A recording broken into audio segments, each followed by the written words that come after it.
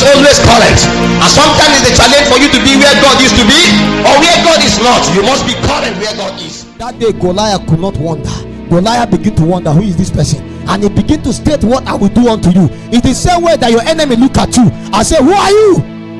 You are nobody, but you are a sign and a wonder for a season and for a time, to the intent that the Most High ruleth over the affairs of men. In the days when Nebuchadnezzar boasted, he didn't know that there was a man called Daniel, and he didn't know that a man smoking himself and came into his territory.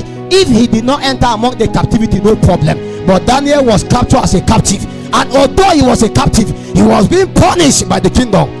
They didn't know that in that furnace of affliction, they are building more concentration, and they are making to become more aligned with God.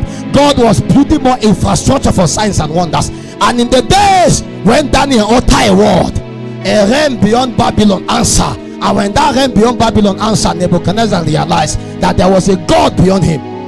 Now before he was created, kingdom have existed, kingdom have rise, kingdom have fall. The person that boasted in your family was not the first. Many have boasted and they went down. The reason why the devil is strong in your life is because you have not known the way of the spirit.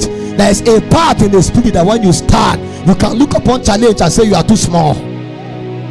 Small challenge make you to backslide. Small thing make you to backslide. You have not stand upon a cleft. There is a cleft in the spirit. When you stand, every kind of attack make you stronger. In the days when a snake come, it will be given unto you to eat of the snake. In the days of warfare, you will realize that the battle of warriors are actually won by sounds. That there is an invisible host that partner with men, and until you understand the strength of them, you will be weak in the days of battle. You thought you are alone in massacre. No, massacre is an infrastructure in the spirit. There are demonic hosts and there are angelic hosts. If you don't know how to partner with the host of heaven, you will remain here and die beggarly. By the time you learn how to partner with the host of heaven, you will stand and become so strong.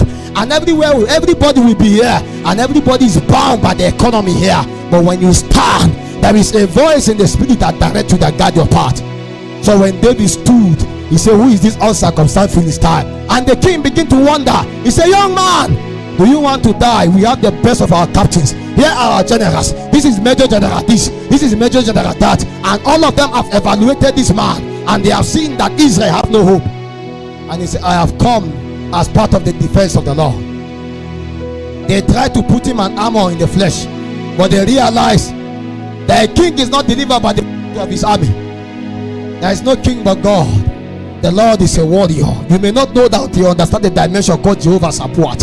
In the day when peace come to challenge you, many years ago, I could not sleep at night. Anytime I try to sleep, it looks as though hell was beckoning upon me. If I peradventure sleep, I sleep in hell, because beings come to torment me. And I realized that the reason why they prosper was because I was not standing upon a cleft. There was a cleft in Zion where liberty is possible. There was a cleft in the spirit where emancipation is possible, where you can sleep like a baby. The Bible said it's vain to wake up early in the morning, only to go to bed late at night. But he giveth his beloved sleep at night, because you eat the bread of sorrow, though you labor so long. There is a labor that comes in grace, that when a man labor in grace, he begin to walk in purpose. Begin to walk in purpose, every bondage is broken. David has paid his price by labor in the secret place. And in the days when Goliath boasted, he stood. They wanted to wear him in armor. He said there is no need, and he swing. Let me bring you a good news. It was not the stone that brought Goliath down. It was not the stone.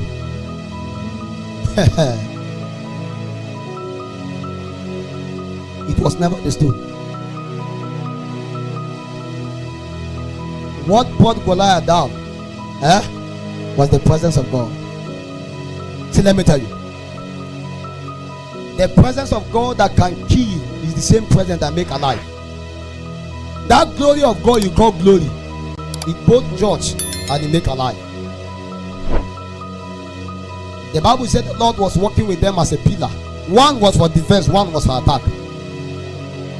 When God put his hand upon you, he created what we call a fortress, a strength and a fortification of defense and attack. And if peradventure anybody try to shoot you a gun, you see, you will be protected, but it will be back to the person. That is why you never dare to attack prayer warriors. When they make you their prayer point, you are perished. God cannot help you. You see, don't fight prayer men. I know they have character issue, but manage their character issue. Because in the days when demons come to confront you, you will still look for them, and you know they have character issue. You see, you must be able to understand a man of strength in the spirit. You must be able to understand there are many things that grant him that strength, and it doesn't matter whether the person is a babalawo. There is something that grants him that strength and power. And in the days when that man came up, it was because there was an infrastructure beyond him.